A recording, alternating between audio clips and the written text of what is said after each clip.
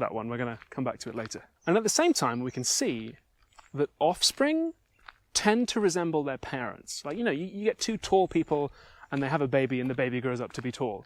Or you get two spotted wood pigeons and they produce a spotted wood pigeon. You never get like two pigeons and they make a jellyfish. So there seems to be a kind of general rule that offspring get their traits from their parents. And Darwin realized maybe some of the individuals in a species will have traits that give them a tiny advantage in the struggle for survival. Again, don't know why, but maybe some of the pigeons are born with just slightly different shaped feathers that allow them to fly a tiny bit faster and they outrun the hawk. And they'll be more likely to survive and breed than the pigeons that don't have the special feathers. And since we know that offspring tend to resemble their parents, that means that advantageous traits are more likely to get passed on. And he called this tendency natural selection. Holy crap. Now we know where new species come from. Because if you let that process play out on a long enough timeline, the advantageous traits are always the ones that get passed on, the species will very gradually change. And if it goes long enough, eventually the organism you end up with will be something totally different than what you started with. And that is where all of this, including me, came from. That's wild, isn't it? I love these trees just off to the side here. Look at this. Look at how it's all bunched up and all carbuncled. It's like an old witch who's been imprisoned inside it or something. I don't know how they get like that, but it's really quite pretty. Darwin wasn't actually the first guy to come up with an idea like this. He figured out the natural selection stuff, yeah. But even when he was a kid, people were already talking about evolution and discussing its implications. And there was this other scientist called Jean-Baptiste Lamarck who came up with a theory of evolution that was wrong, as it turns out, but was very, very influential. Lamarck was a Frenchman, and he was like, I have solved the mystery. And he said that if an animal acquires a trait during its lifetime, then it will pass that trait on. The classic example is giraffes. You start off with an animal that looks a little bit like a deer, and over its lifetime, it's always stretching up its neck to get the leaves that are just a little bit higher. And after a lifetime of doing that, its neck actually gets a tiny, tiny bit longer. And then it passes that trait on to its kids, and its kids do the same thing.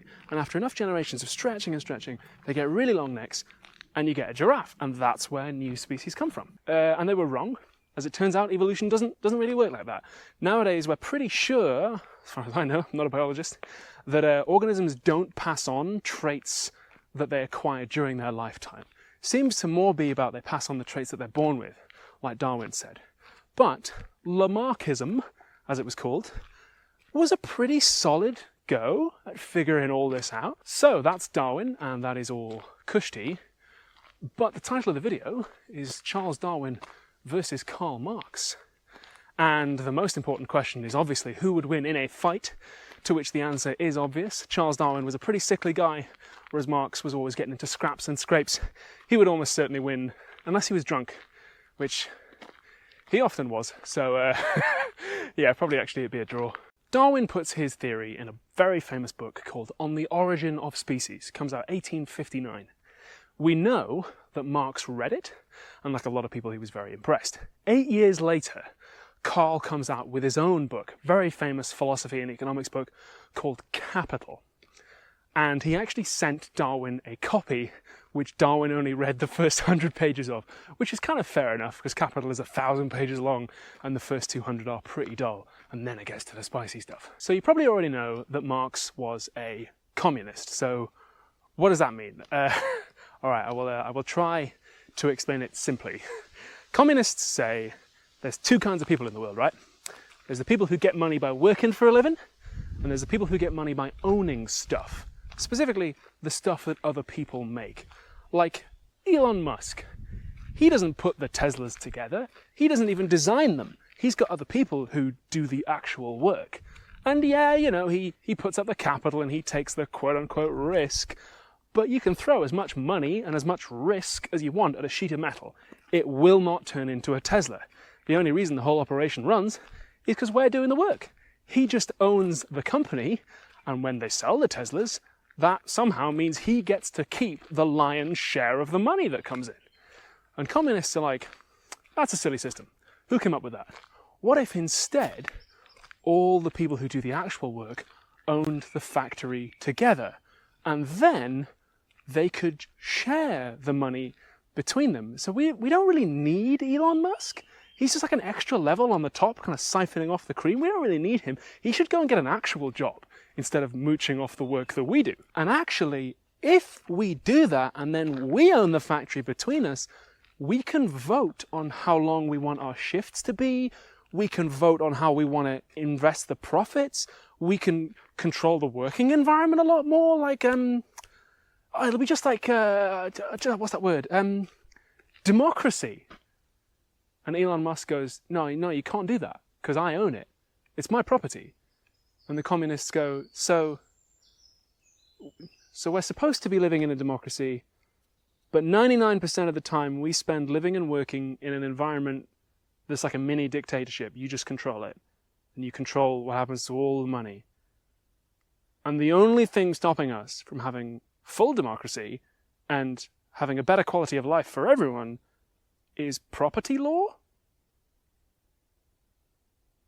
Well, that sounds like an easy fix. Why don't we just reform property laws? And then Elon Musk goes, that's communism, I'm calling the police. I think I'm probably going to have some communists being a little bit cross at me in the comments, because I know I've simplified it, I know I have, but that's because this video isn't about communism. Just like there were people who believed in evolution before Darwin, there were people who were communist before Marx. There were a lot of people who were like, this job sucks, our jobs suck, we want full democracy, we want to get rid of Elon Musk, we don't need him. And a lot of them were actually quite fond of Lamarck. They were like, well, by struggling, the working people of the world will be improving ourselves, and then we'll pass those traits on. And a lot of them believed that human beings descended from apes. That was an idea that was already floating around before Darwin, and they were like, if we're all descended from apes, that's a pretty solid basis for assuming that we're all equal. God didn't make Elon Musk the CEO of Tesla. We can change society if we want to, man. So, Marx reads Darwin, and he's like, oh my God, yes! This guy, he's saying that species emerged through natural laws that can be explained by science. And that's what I'm trying to do with Elon Musk. Marx thought that he could explain loads of stuff about society and answer loads of really big questions by doing a kind of natural laws science look at why does Elon Musk own so much stuff? Like how come your job feels like a miserable grind all the time? How come your rent goes up, but your wages don't? Why do we have economic crashes and recessions? Why do the richest countries in the world always have an unlimited supply of tear gas and riot shields, but they can't manufacture enough masks for everyone during a pandemic?